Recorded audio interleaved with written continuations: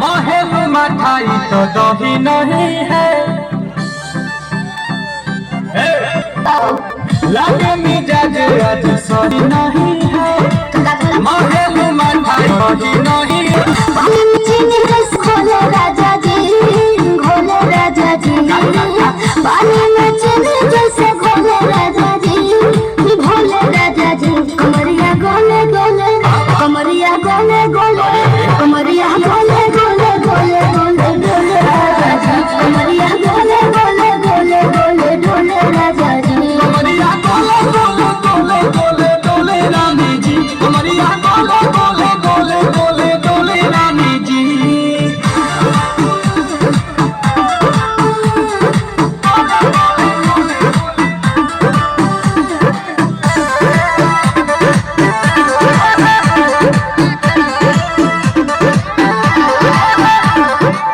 लगलू ओइठे आ कोहरा में बैठे, कर कर जा धक्का धक, कहलू झूठे की जाला उठे, होखेला हमारा कसम।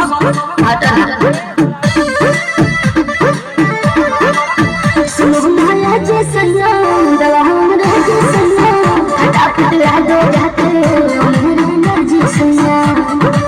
बात को मीठे मीठे बोले राजा जी, बोले राजा जी, बात को मीठे मीठे बोले राजा जी, बोले राजा जी। कमरिया गोले गोले, कमरिया गोले गोले, कमरिया गोले गोले गोले गोले डोले राजा जी, कमरिया गोले गोले गोले गोले डोले राजा जी, कमरिया गोले गोले गोले गोले डोले रानी जी, कमरिया गोले गोले गोले गोले डोले रानी जी।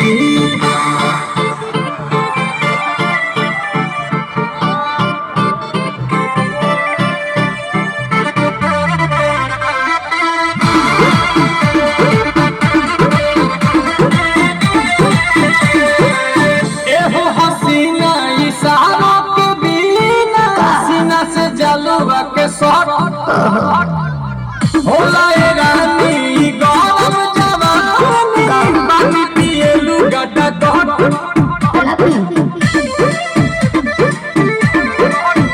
या कमरे में चलो जरा सा नाक खुला लो, नहीं हो सीधे साधे तुम्हें झूठा न पूछलो।